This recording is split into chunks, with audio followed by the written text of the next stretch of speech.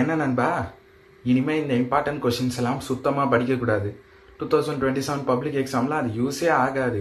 இனிமேல் புக்கு ஃபுல்லாக படிக்கணும் அப்படின்னு உங்கள் ஃப்ரெண்ட்ஸு, உங்கள் ஸ்கூல் டீச்சர்ஸ், இல்லை நீங்கள் பார்க்கக்கூடிய யூடியூப் சேனல்ஸ், இல்லை நீங்கள் போகக்கூடிய டியூஷன், உங்கள் பேரண்ட்ஸ் அப்படின்னு எல்லாரும் உங்ககிட்ட சொல்கிறாங்களா?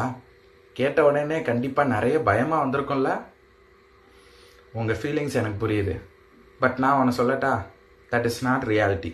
அது உண்மை கிடையாது. ஸ்டில் இம்பார்ட்டன்ட் கொஷின்ஸை படித்து உன்னால் 90+ வாங்க முடியும். அதுக்கு நீ இந்த ட்ரிக்கை யூஸ் பண்ணணும். அது என்ன ட்ரிக்கு அப்படின்றத தான் நான் இன்னைக்கான வீடியோவில் கம்ப்ளீட்டாக உங்களுக்கு சொல்ல போகிறேன்.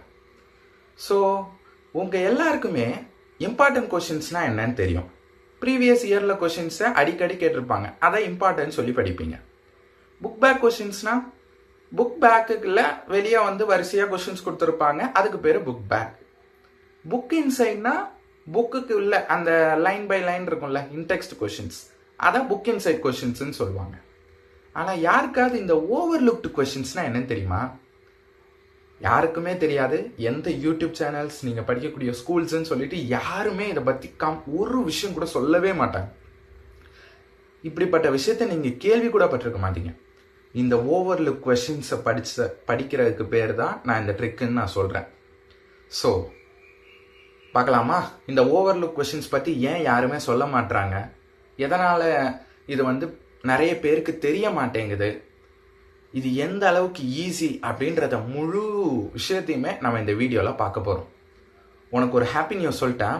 இந்த வருஷம் 2026 பப்ளிக் தான் இருக்கலே டஃபஸ்ட் பப்ளிக்னு எல்லாருமே சொல்கிறாங்க. ஃபிசிக்ஸ், கெமிஸ்ட்ரி, மேத்ஸ் மூணுமே டஃப்னாங்க. ஆனால் இந்த வருஷம் எவ்வளோ பர்சன்டேஜ் ஆஃப் கொஷின்ஸ் ஓவர்லுக்டு கொஷின்ஸ் மட்டும் கேட்டிருக்காங்கன்னு சொல்லட்டா?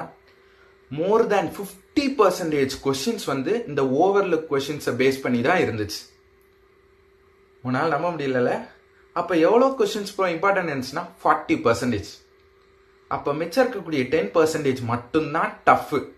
அந்த டஃப் கொஷின்ஸ்ன்னு சொல்லுவோம்ல, பெருசாக இருக்கும், படிக்கவே முடியாது, அது மட்டும்தான். 40% இம்பார்ட்டன்ட் கொஷின்ஸ், ஆனால் 50% ஓவர்லுக்டு கொஷின்ஸ். வெறும் 10% மட்டும்தான் டஃப்பாக கேட்டிருந்தாங்க.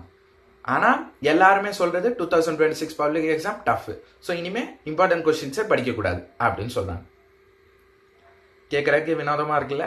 சரி, அப்படிப்பட்ட இந்த கொஷின்ஸ், ஓவர்லுக்டு கொஷின்ஸை பற்றி கம்ப்ளீட்டாக இந்த வீடியோவில் நம்ம பார்க்க போகிறோம். ஓகேவா? ஸோ போகலாமா?